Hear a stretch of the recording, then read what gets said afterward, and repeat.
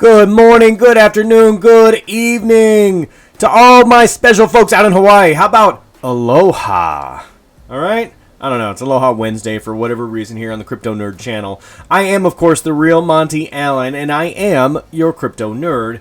And you are a day late and an algo short because this is yesterday's Algorand news. If you want to be featured in yesterday's Algorand news, just hit hashtag algonews on Twitter. I'll come find you. You might end up on tomorrow's show. Who knows? Let's jump into it today, though.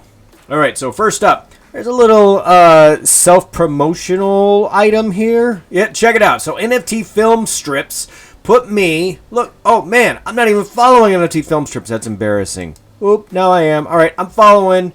So they made an NFT little short film about me. You know, it's literally, was it like 10 seconds, I think, right? Is that the limit for a GIF or a GIF or whatever kind of sadistic name you want to come up for this GIF? Go check it out. It's been auctioned off over here on Reddit. I think the price right now is abysmally low. So I encourage you to go check it out. I'll put the link in the description, of course. And I have donated my half to giving some potatoes to some hungry folks out in Utah. So I think it's Utah, wherever the food bank is there that Potato Coin's working with. So go check it out. I encourage you to be a collector. If this is your first NFT, then I would be honored. So go take a look at it. Speaking of NFTs, so Be More See More Darren tagged me in this post, and holy smokes, Yieldling #1 sold for 10,000 algo. That is nuts.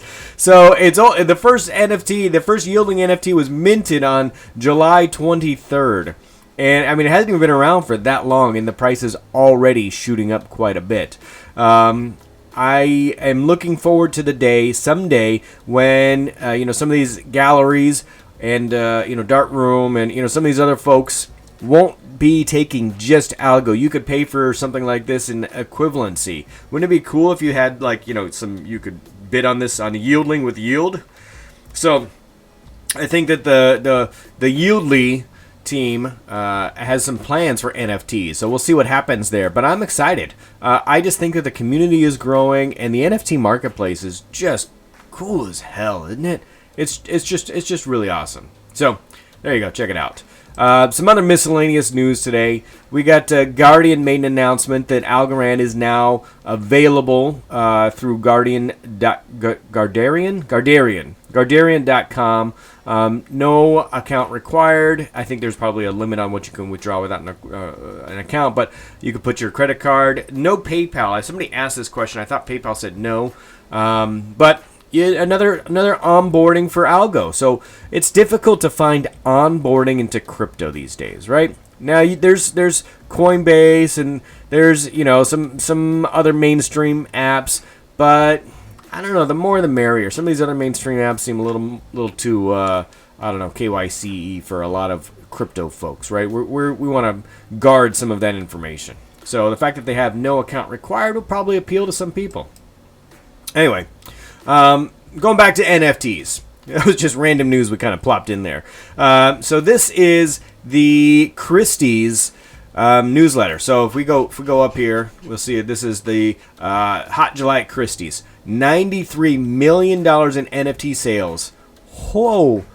So Silvio was a member of this online panel, and basically, he was part of a 30-minute presentation, and they boiled down all of his conversation down to this kind of long quote. I think it was edited in some way, shape, or form here to condense a few statements. But in any case, he talks a lot about bridges and he's very excited about cross-chain interoperability.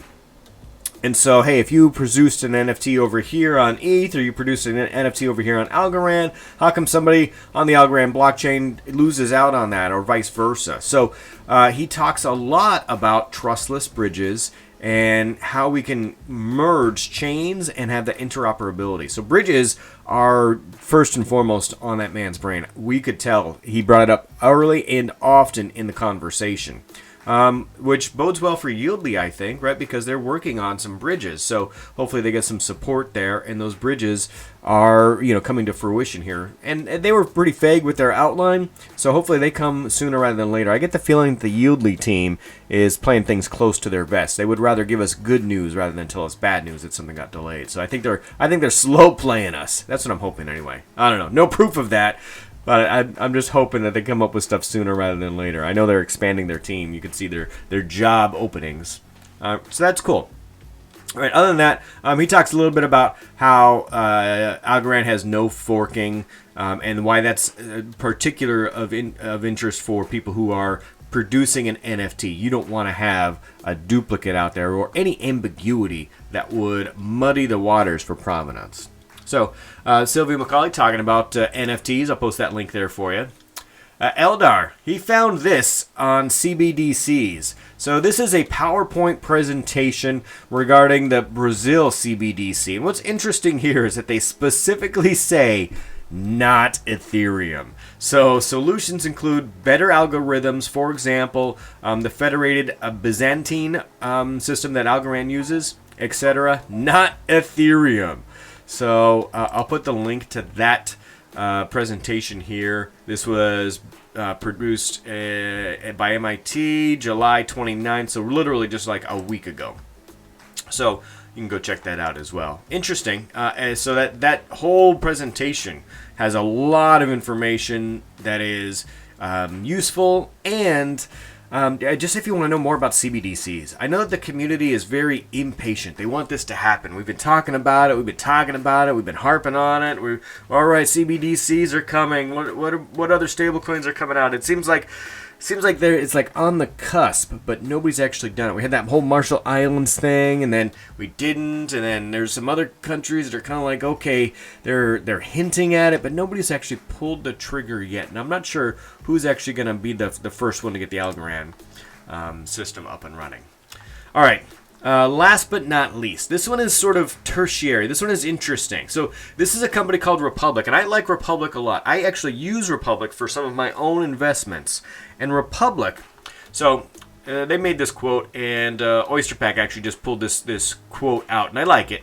So of the chains that features needed for security tokens such as anti-money laundering, checks, and whitelisting investors, Algorand is truly faster, cheaper.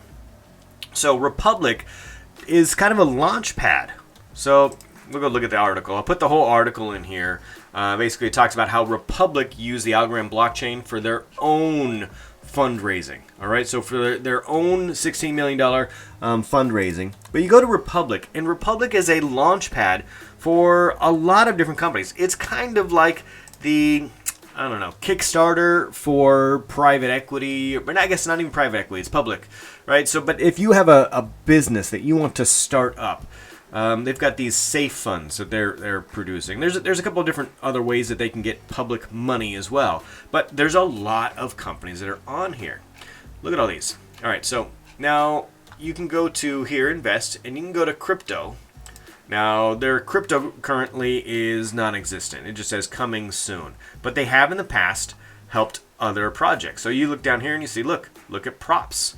Decentralized ecosystem of video applications by you now. So Props came through here.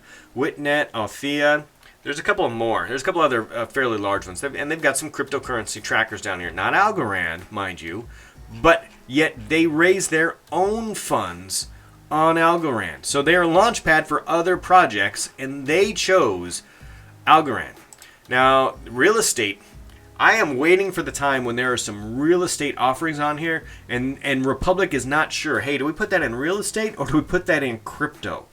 There are some really cool things on here. Specifically, I like this Austin City Fund, Miami City Fund, Dallas City Fund. You can own a piece of the city, and it's not like government property. You're buying an NFT or an EFT style, like an index of all of these various properties that the Republic and Nada have gone out and purchased. So let's say they own 100 different single-family residences in Austin, and I think it can be a mixture of condos and single-family residences, exclusively on single-family residential real estate.